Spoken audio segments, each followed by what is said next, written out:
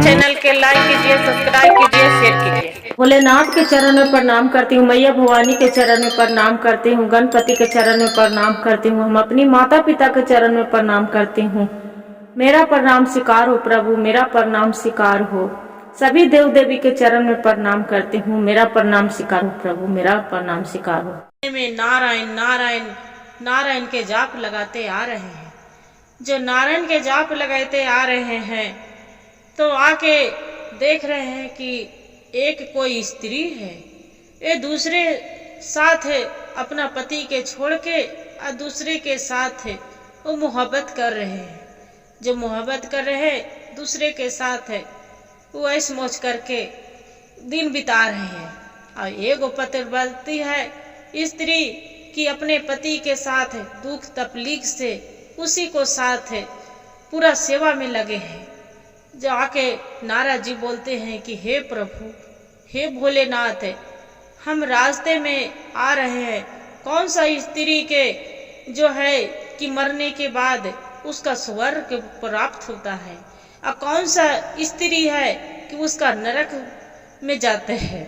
भगवान भोलेनाथ बोलते हैं कि देखिए नारद, जो पतिव्रता स्त्री है कि अपना पति के दुख से तकलीफ से चाहे जैसे भी पति के बात अपमान नहीं करती है, तो उसी पति के बात के उल्लंघन नहीं करती है, अपमान नहीं करती है, अपना पति के सेवा करती है। पति तो विष्णु के भगवान के रूप में होते हैं, तो उसी पत्नी के है कि शिवलोक में उसका मरने के बाद वैकुंठ प्राप्त होते हैं। और जो अपना पति के छोड़ के दूसरी पत्नी है, अपना पति के छोड़ के और दूसरे पति के जाके सब भोग करती है, संभोग करती है, उसका नरक में जाते हैं। जे उसका तो कभी फल नहीं मिलता है, मरलों में उसका कभी पुण्य प्रताप नहीं होगा। भोलेनाथ से माता पार्वती भोलेनाथ बोलते हैं कि जाओ ये पार्वती से पूछो, वही उत्तर देंगे। वहां से नारद जी आते हैं, वही उत्तर माता पार्वती फिर नारद के देते। पार्वती बोलते हैं नारद जी से कि हे नारद, तुम्हारा एक कहानी सुनाती हूँ। नारद बोलते हैं कि ठीक है माता, आप सुनाइए, क्या सुनाना चाहते हैं। नारद जी बोलते हैं कि हे नारद, देखो पतिव्रती स्त्री कैसे होती है। एक गंडक पार एक ब्राह्मणी रहती है। जो ब्राह्मणी रहती है भगवान के रात दिन पूजा में लिंग रहती है, बिना पूजा कैले वो एक आहार नहीं करती है। रात दिन वो पूजा करती है भगवान के, भोलेनाथ के रात दिन माला जपती है। रात दिन उसका पति एक पूरा कोढ़िया, उसका पति के बदन से खून पीव रिम चलते रहते हैं, बहुत कोढ़िया है। वो पत्नी उसका देख के सब कोई उसका पति के सब तुच्छ मानते हैं, उसका पति में कोई ठेकते हैं नहीं। बाकी वो ब्राह्मणी है जो पूजा करते भर में वो अपनी पति के आसक्त नहीं छोड़े हैं। रोज अपना पति के नहलाना धोलाना खियाना पियाना उतना वो ब्राह्मणी करते रहती है। बाकी उसका ब्राह्मण के देखिए उसका पति के क्या हुआ। एक दिन वही रास्ते से जा रही थी बेसिया। वो बेसिया वही धंधा करती थी, गांव मोहल्ले में जाती थी, घर घर गांव मोहल्ले में जा के दूसरे के पति के साथ मन बहलाती थी और सबको वो रखती थी। वही नगर से वो ब्राह्मण के दुआरी पर माहे वो बेसिया जा रही थी। और जो बेसिया के उसका पति पर नजर पड़े, उसका पति देख के पूरा उसका लग रहा है कि जैसे उसका रूप बदल गए। उसका देख के मुस्कुरा रहे हैं, हंस रहे हैं और उसका सांस लंबे लंबे ले रहे हैं कि हे भगवान, कितना सुंदर स्त्री है, कितना सुंदर स्त्री है। इतने कर रहे हैं, इतना करते भर में उसका पत्नी आ जाती है। जो पत्नी आ जाती है ब्राह्मणी, बोलते हे स्वामी आपको क्या हुआ, आप तो बहुत मुस्कुरा रहे हैं, आज तक कभी नहीं इतना दिन से मुस्कुराए, कभी नहीं आप एगो बात किए, और न कभी आप लंबा लंबा सांस लिए, आपको नहलाती हूँ धुलाती हूँ, एगो कभी मुंह से वचन नहीं निकाले, आज क्या बात है, आज बहुत हंस रही, क्या बात है। जो ब्राह्मणी से पूछ रहे हैं तो ब्राह्मण तो जखनी कुछ नहीं बोलते हैं, ब्राह्मणी के मन में दुविधा रखते हैं कि क्या बात है, क्या बात के मेरा स्वामी के ललसा लगे हैं, क्या बात पर उतना अथी हो रही, आज तक तो मेरे साथ न कभी मुस्कुराए न कभी ढंग से बात किए, क्या बात है, इतना रात दिन हम सेवा में लीन रहते हैं। भगवान से विनती करें कि हे भोलेनाथ आपको तो महिमा पार है कि आज मेरा पति हंसे मुस्कुराए, क्या बात है। जाके उसका पति से पूछ रहे हैं ब्राह्मणी, तो उसका पति बोलते हैं कि हे देवी ये तो बताओ, जो चीज के लिए हम मुस्कुरा रहे हूँ, जे चीज के लिए हंस रही हूँ, जे चीज के लिए हम बोलना चाहते, तू मेरे जीवन में तो आई है, ठीक है, वह तू मेरा सेवा रात दिन भी कर रही है, बाकी जो चीज के लिए हम देखी हूँ मुस्कुरा रही, वो चीज तू पूरा कभी नहीं कर सकती है। तो जय उसका पत्नी बोलते हैं ब्राह्मण के कि हे स्वामी आप मेरे साथ कह के तो देखिए, जितना से हमरा बन पड़ेगा उतना हम जरूर करेंगे। जे मेरा से आप कह सकते हैं, छिपाने से क्या होगा, हम न करेंगे तो कौन करेंगे। ब्राह्मण सोचते हैं कि नहीं, आप मेरे से वादा करिए देवी कि आप सच में करके दिखा देंगे। बोलते हैं कि हाँ स्वामी हम जरूर करेंगे, हम भगवान के भोलेनाथ के हम सच्ची भक्त हैं, कभी झूठ नहीं बोलेंगे, हम जरूर करेंगे, आपको हम सच्ची धर्म पत्नी हैं, हम धर्म जरूर निभाएंगे। और उसका पति बोलते हैं विश्वनाथ कि एक देखो यही रोड अथी द्वारी पर से हम यहाँ पड़े हैं, पड़े एक इसी रास्ते से वो जो बेसिया है वही रास्ते से वो जा रही है, इतना रूप सुंदर कि भगवान ने उसका देख के मन मोहित हो गया मेरा।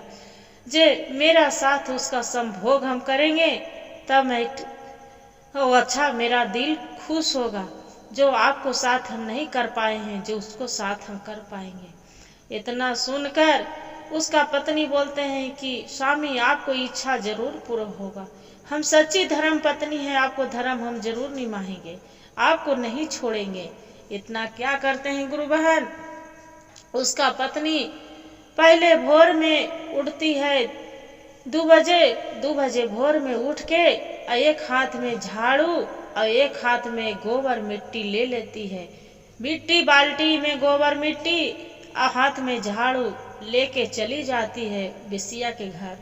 बेसिया सोई रहती है, चखनी घर में आंगन में झाड़ू पोछा करके और आंगन गोबर मिट्टी से नीप देती है।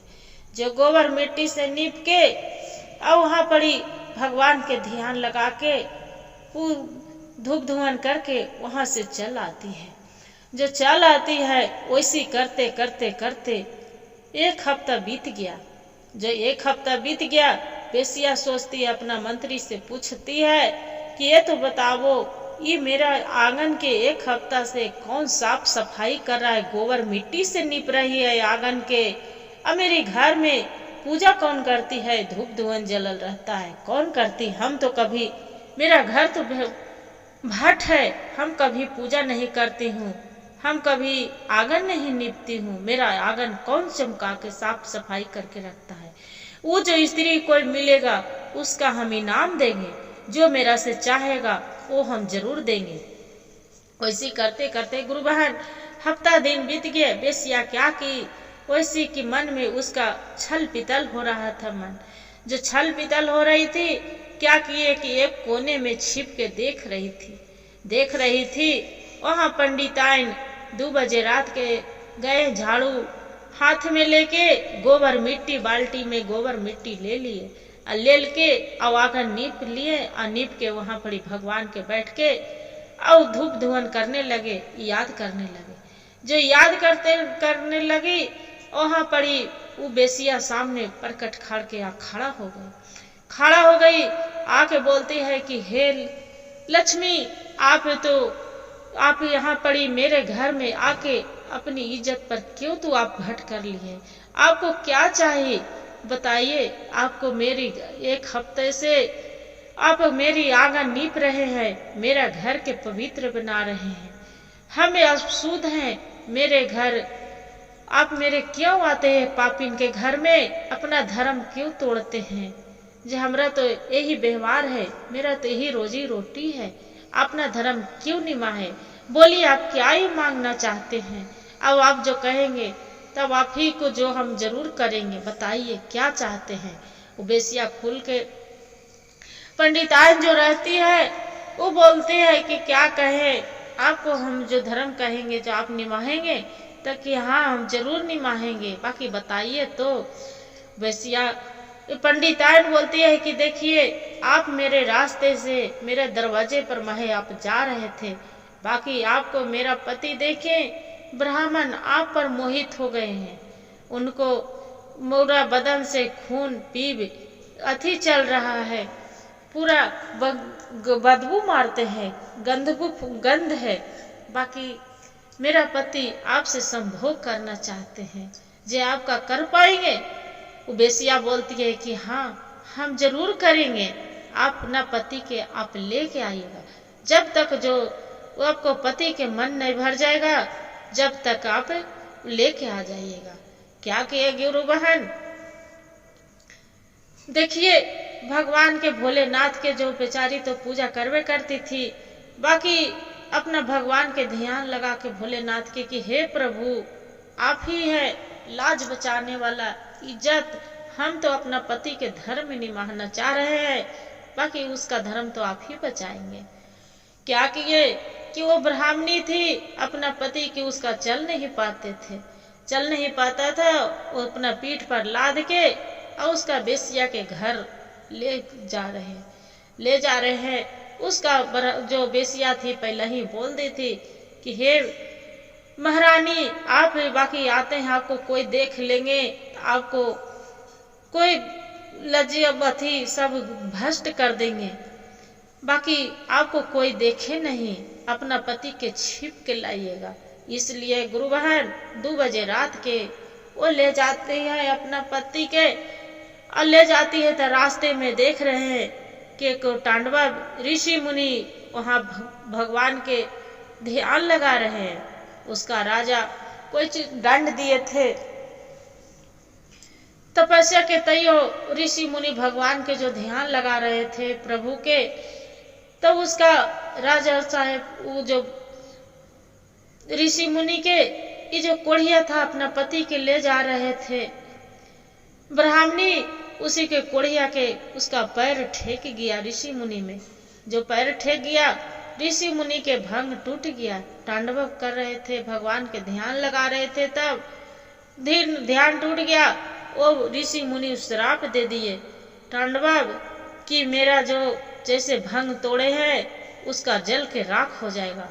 इतने में क्या किए गुरु बहन, कोढ़िया थे जमीन पर गिर के और वो जो पड़ी जल के राख हो। पंडिताइन के तो बहुत मन में क्रोध होए, बहुत ज्यादा क्रोध होए, बाकी भगवान के वही ऋषि मुनि के बोले कि मेरे पति के तो आप जला ही दिए हैं, बाकी सूर्य भगवान के प्रार्थना किए कि हे भगवान सूर्य नारायण आपको धरती पर आपको धूप नहीं दिखाई देना चाहिए, 3 दिन तक 4 दिन तक धूप दिखाई नहीं दिए, भगवान सूर्य उदय नहीं हुए। हुआ गुरु बहन, जो पतिव्रता स्त्री थी वो नारी, उसका पति तो जल के नीचे जमीन पर गिर गए, बाकी सूर्य नारायण से बोले कि हे प्रभु जब तक मेरा पति के आप जीवन नहीं लौटाएंगे, जब तक आपको सूर्य उदय नहीं होने देंगे हम। आप जो भगवान है तो हम एक पतिव्रती नारी हैं, आपको भी मेरा नहीं अथी होगा। जो तांडव थे ऋषि मुनि, ये ऋषि मुनि तपस्या कर रहे हैं, ऋषि मुनि बोल रहे हैं कि हे देवी आप ये क्या कर रहे हैं, जो सूर्य उदय नहीं होगा दुनिया संसार के लिए पूरा अंधकार छा जाएगा। पतिव्रती जो नारी थी वो पत्नी उसका ब्राह्मण के बोल रहे हैं कि जब तक मेरा पति के जो जीवन नहीं आएगा जब तक हम नहीं छोड़ेंगे। मेरा भगवान आपको शक्ति है तो मेरा पति के आप उठा के खड़ा करिएगा।